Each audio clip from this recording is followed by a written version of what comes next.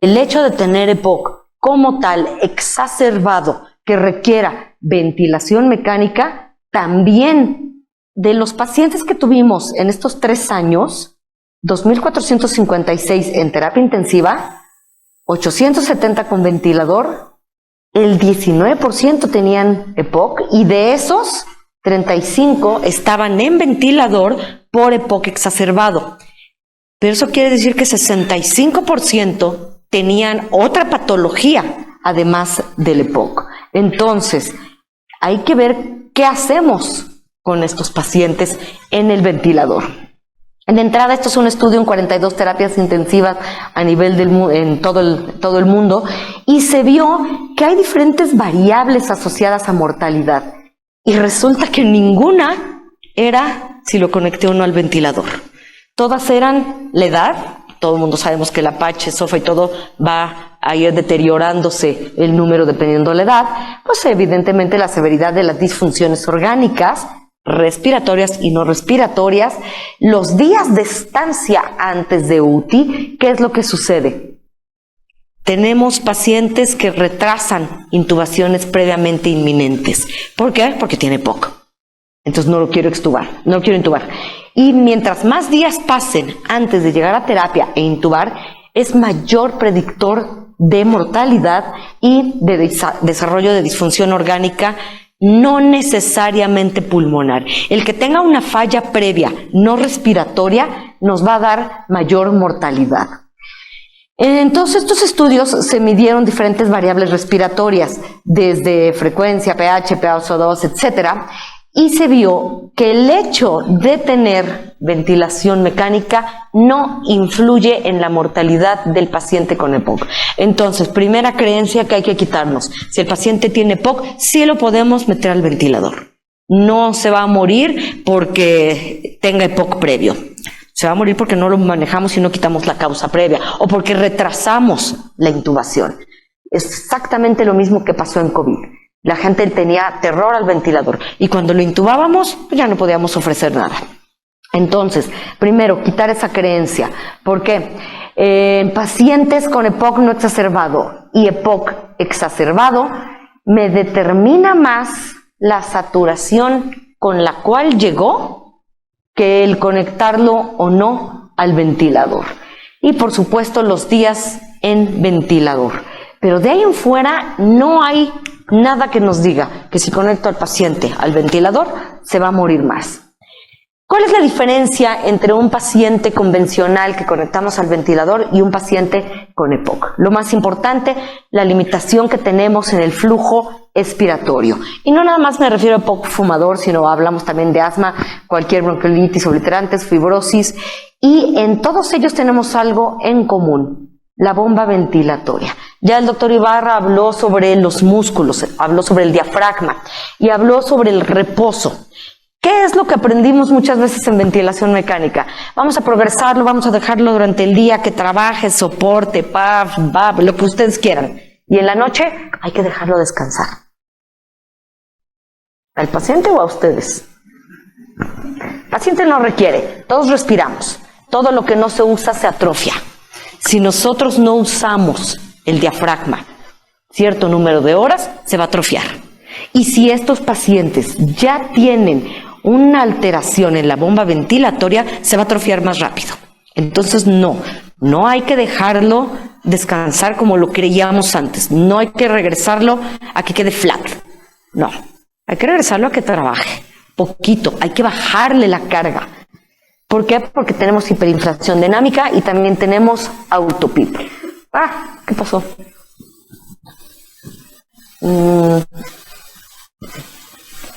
Ahí está, gracias. Y entonces, ¿qué sucede en estos pacientes? A nivel muy de bioquímica, tenemos un desequilibrio, tenemos incrementos en elastasa, proteínas, cateínas, todas las proinflamatorias. Y tenemos una disminución de alfa-1 elafina y todos los que me reparan los tejidos. ¿Y qué es lo que sucede? un poquito más macroscópicamente, tengo rupturas, tengo secreciones, tengo obstrucción, tengo una disrupción que me puede dar lugar a bulas y que todos hemos visto cuando lo vemos más grande ya en una radiografía. No queremos tocar, no queremos acercar, ni remoto poner un subclavio porque le vamos a dar esa bula. Esto se traduce en mayor inflamación, mayor engrosamiento, mayor colapso, mayor pérdida de la continuidad y tenemos bronquios y bronquiolos y espacios alveolares que no tienen una arquitectura normal. Y esto se va a traducir en diferencias en las capacidades. Tengo una capacidad respiratoria funcional aquí, residual funcional, en un paciente sano con un volumen corriente, una capacidad inspiratoria, obviamente una capacidad pulmonar total. ¿Qué es lo que pasa con el paciente con EPOC? Tengo toda esta zona de capacidad residual funcional, hasta aquí empieza mi volumen corriente. Entonces, si nosotros metemos aire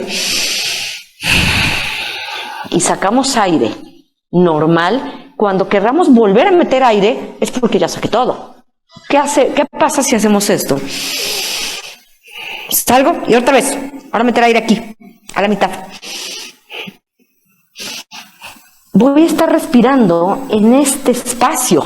Definitivamente esto no es fisiológico porque me va a generar una hiperinflación pulmonar, un atrapamiento de aire, va a aumentar el volumen en el cual el volumen corriente ocurre y esto me va a generar fatiga, me va a generar disnea. Y durante el ejercicio, bueno, si además lo tenemos sin broncodilatadores, esto va a ser peor. ¿Qué es lo que tiene este paciente? Hiperinflación y disnea, poca tolerancia al ejercicio. Cuando nosotros hablamos de disnea, todo el mundo se sabe la definición. Es la sensación subjetiva de falta de aire. No es necesariamente eso. La disnea es el simplemente concientizarnos en nuestra respiración. Si todos ahorita decimos, ¿cuánto estoy respirando por minuto? Entonces volteamos a ver si estoy respirando. Y si volteamos y escogemos a alguien, le decimos, a ver, todos vamos a voltear a ver cómo respira. Ya cambió seguramente la forma de respirar. Entonces, cuando uno se hace consciente de cómo está respirando, eso ya es disnea. Eso ya genera una fatiga. Eso ya genera un esfuerzo. Sin tomar en cuenta que si yo les digo, a ver, respiren profundo. Todos respiran profundo. Muy bien, todo estuvo perfecto. ¿Qué se me olvidó? Decir, ahora saquen el aire. ¿Por qué? Porque eso es pasivo. Es activa la inhalación y la expiración es pasiva. ¿Qué es lo que sucede cuando tenemos hiperinflación dinámica? Requiero que mi expiración sea activa. Entonces, respiro. Ahora tengo que concientizar en sacar aire. Esto va a fatigar al paciente y lo va a fatigar mucho.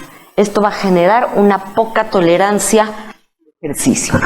Y regresando un poquito a las curvas, tengo una curva normal en donde tengo una capacidad pulmonar total, en donde tengo un volumen residual, capacidad residual funcional.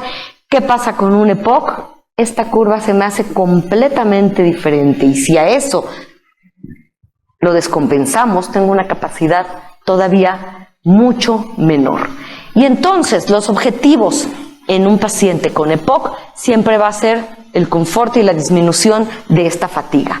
En la medida en que va deteriorándose esta función, vamos a incrementar con los síntomas. La idea es tratar de mejorar estos síntomas. Al principio no tenemos ningunos datos. ¿Qué es lo que pasa en una curva volumen-tiempo? Es decir, metemos aire y sacamos aire. Aumenta el volumen, sale volumen. Tengo esta zona en una expiración activa, que es lo que les acabo de decir. Sacar aire de forma activa. Normalmente utilizamos del 2 al 3% del gasto energético basal para la respiración. Sin embargo, como tenemos este esfuerzo expiratorio, ya no tengo 3%. Puede llegar hasta 30% del gasto energético basal únicamente para exhalar. Esto va a generar fatiga siempre. ¿Qué es fatiga como tal? Pérdida de contráctil después del trabajo. Cuando tengo una contracción prolongada, puedo tener fatiga. Es mayor la fatiga si se agota el glucógeno muscular. ¿Qué es lo que sucede en las fibras musculares del paciente con EPOC? Cambian las fibras. Cambia la forma en que este paciente va a disminuir esta fatiga. Normalmente con reposo disminuimos esta fatiga y nuestras fibras recuperan. En este paciente no recupera. Tengo hipercapnia por disminución en la contractilidad. Este diafragma no va a ser tan efectivo como lo quisiéramos. Tengo hipoxemia y la hipoxemia produce más fatiga al disminuir este aporte de oxígeno a estas fibras. Entonces el tratamiento va a ser reducir el trabajo impuesto, como lo podemos hacer con disminución de este broncoespasmo, disminución de las resistencias y reposo de los pulmones. Pero reposo no quiere decir completamente sin movimiento. Y entonces, en la medida en que baja esta capacidad y aumentan los síntomas, pues sí, evidentemente va a ser desde deje de fumar, darle sus vacunaciones, mejorar el broncodilatador. ¿Y dónde entramos nosotros? Aquí, en la evaluación y el tratamiento de la hipoxemia y esta rehabilitación que debe de estar entre estas zonas.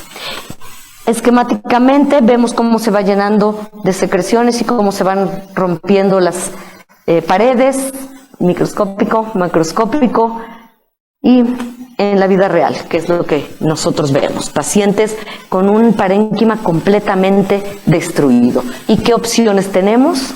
Invasivas y no invasivas. Lo primero que decimos es no invasivo porque tiene EPOC. No les dé miedo. Si tiene EPOC, no utilicen no invasiva cuando es una intubación previamente inminente. Si a la media hora de ponerle una no invasiva no mejora, no va a mejorar. Pásenlo directo a invasiva, programado, antes de que tengan que correr. ¿Qué pasa con la ventilación? Ya vimos estos esquemas en estas gráficas en donde tengo flujo, que quedamos que es la velocidad del aire, la velocidad con la que entra el aire a los alveolos, la rapidez, y tengo el tiempo. Y entonces, conforme aumenta la rapidez, tengo el peak flow o el punto más alto de velocidad en la inspiración, inicia la expiración y obviamente cae el flujo porque cae la velocidad. Cae. Y después tengo esta expiración. Y esto se repite. Y tengo un tiempo inspiratorio y un tiempo expiratorio. Inicio de la inspiración, se cierra la válvula y tiempo total. Esto sería lo normal en una curva flujo-tiempo. Todos regresan a la basal. ¿Qué es lo que pasa en un paciente con EPOC? Tengo todo bien, todo bien, todo bien, pero en el EPOC este tiempo se va a alterar, va a tener un tiempo expiratorio prolongado. ¿Por qué? Porque se va a tardar en sacar el aire. Si normalmente tenemos una relación de 1 a 2 o 2.5, es decir que nos vamos a tardar 2.5 veces en sacar el aire más que lo que nos tardamos en meterlo, en estos pacientes se van a tardar de 3 a 4. Entonces, primer cambio que tenemos que hacer en el ventilador. Mi relación IE tiene que tener una expiración prolongada. Dependiendo del modo en el cual yo tenga a mi paciente, es la forma en que yo voy a cambiar este tiempo expiratorio prolongado. ¿Cómo puedo cambiar el tiempo inspiratorio-expiratorio? Pues lo puedo programar. 1 a 3, 1 a 4. Dependiendo en qué modalidad esté. ¿De qué otra forma? Acelerando el flujo, pues haciéndolo más rápido. ¿Para qué? Para que entre más rápido y salga más lento. Entonces, esto principalmente cuando estamos despertando al paciente. Si está controlado, no tiene mayor diferencia. Pero cuando lo estoy despertando, hay que incrementar. Segundo, ya habíamos visto, intubar o no intubar. Quítense el chip de la mente. Si se requiere intubar, se intuba. Es su chance que tiene. ¿Qué ¿Qué es lo que pasa además en una curva volumen-flujo? Bueno, curva loop. Tengo capacidad inspiratoria, expiratoria, capacidad residual funcional, volumen corriente, peak flow. Lo único que hicimos fue, en vez de graficar flujo con tiempo, graficamos flujo con volumen. En un paciente normal tenemos esto, en un paciente con EPOC tenemos esto. ¿Qué es esto? No llega a la basal. Entonces, tengo pacientes en los cuales voy a incrementar las resistencias, voy a estar con obstrucción, no va a llegar a la basal. Tengo hiperinflación dinámica, tengo atrapamiento de aire, tengo secreciones y tengo autopip. Todo esto sucede en el paciente. Entonces, ya bastante estamos complicados con todos los modos que existen de ventilación para el paciente normal, como para además hacer cambios en el paciente con ventilador. En mi curva presión-volumen, en donde tengo presión y conforme voy aumentando la presión con PIP se va abriendo, tengo mayor volumen, aquí se me va a desplazar hacia la derecha. Y no nada más eso, tengo secreciones y entonces estas secreciones se van a ver graficadas también en el paciente con EPOC. Hace rato el doctor Ibarra les habló sobre cómo se puede disparar el ventilador cuando tenemos agua en el circuito. Pasa lo mismo con las secreciones. Exactamente lo cuando nosotros tenemos todas estas limitaciones en el paciente, tenemos que no nada más ver qué ventajas y qué desventajas tenemos con controlar o no controlar a un paciente. Okay. Cuando nosotros tenemos un paciente en consideración para ventilación mecánica invasiva y no invasiva, tenemos que ver qué ventajas y qué desventajas tiene conectar a un paciente con EPOC al ventilador. Primero, autonomía. Evidentemente vamos a perder la autonomía cuando nosotros decidimos una ventilación invasiva y la vamos a conservar cuando estamos en una no invasiva. Sin embargo, el nivel de fatiga que podemos llegar a reducir con no invasiva no se va a comparar al que tenemos con invasiva. En uno podemos manejar secreciones, en uno podemos manejar incluso alimentación, comunicación y todo el estrés psicológico de conectar o no a un paciente. Si nosotros tenemos invasiva, sí podemos controlar otras cosas, pero lo más importante, no controlarlas todas, no controlarlo completamente, no controlarlo de tal forma que estemos atrofiando sus fibras. Entonces, en las ventajas aquí, lo más importante, los volúmenes corrientes, podemos utilizar los niveles de PIP que requiere el paciente y segundo, aquí hay algo bien importante. Cuando nosotros tenemos pacientes con EPOC en ventilación invasiva, tenemos que calcular si este paciente tiene autopip. Porque si este paciente tiene autopip, además de todo lo que habíamos visto, tenemos atrapamiento de aire en cada ciclo. Y este se ve reflejado en diferentes gráficas, principalmente en un flujo tiempo, cuando no regresa esta expiración a la basal. Y es lo que les había yo dicho, hago esto, saco y me quedo ahí. Y desde ahí arranco mi siguiente respiración. Entonces, ¿qué es lo que yo tengo que hacer? Primero, detectar si tengo este PIP intrínseco, porque yo tengo que dar aproximadamente 85% de este PIP intrínseco extra al PIP que yo le había dado al paciente para que simplemente este PIP que estoy dando extra compense el PIP intrínseco. Si a esto le agregáramos, y obviamente no puedo dejar de mencionarlo, hipertensión intraabdominal, y esta hipertensión intraabdominal es mayor y tengo un índice de transmisión toracoabdominal mucho mayor de 50%, también le tengo que sumar un poco más de PIP para el intrínseco, más para vencer la presión de la panza.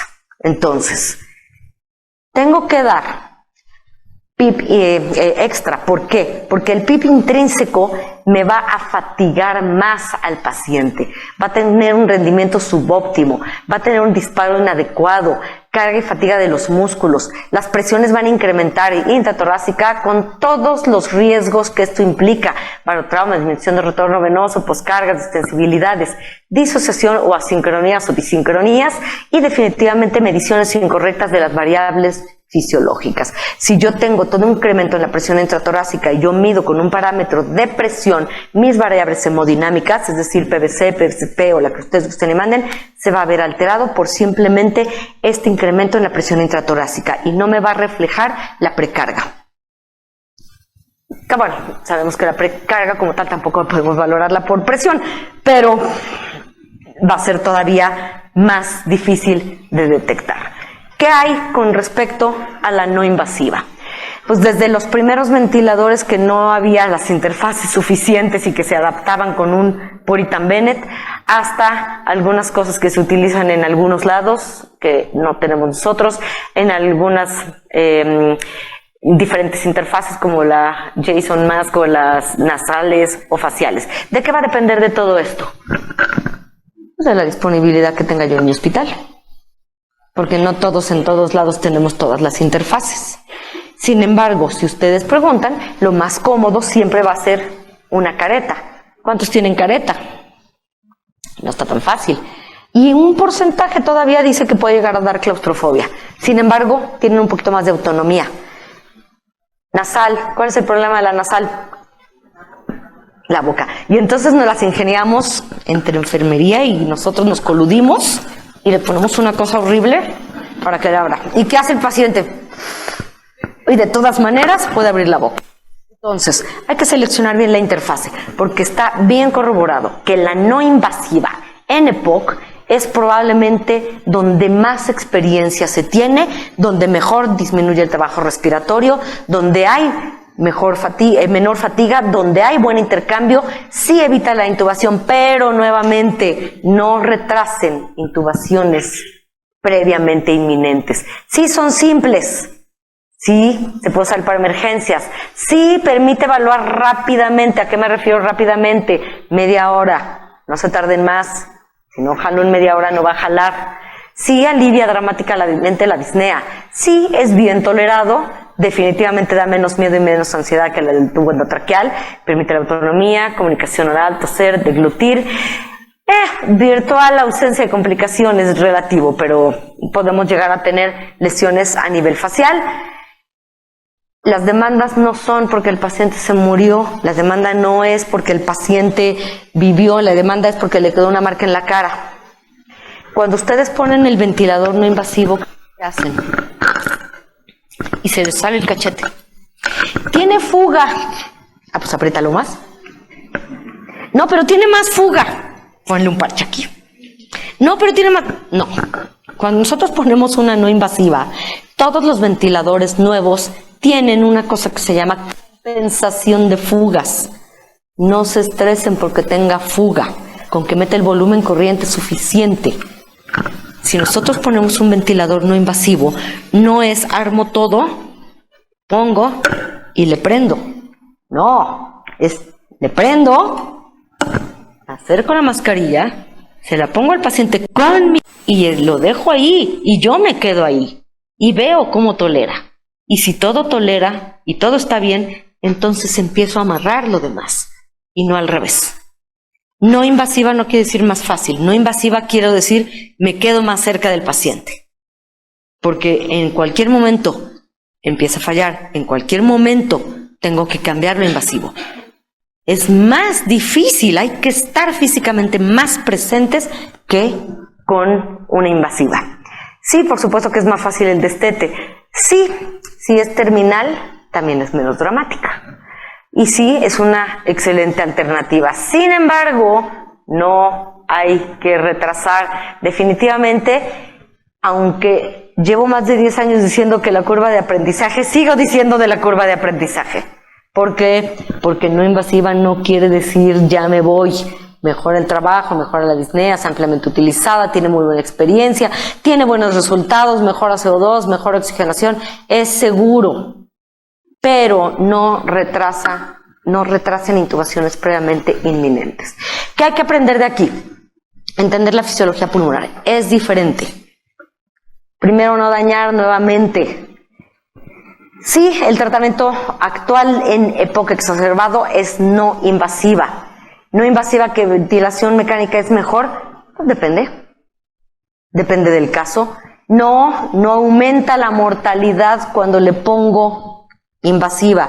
Y segundo, no se les olvide que no nada más hay EPOC exacerbado, sino puede tener EPOC e infarto, EPOC y aneurisma, EPOC e infecciones. Y no porque tenga EPOC no vamos a tratar con ventilación convencional. Gracias.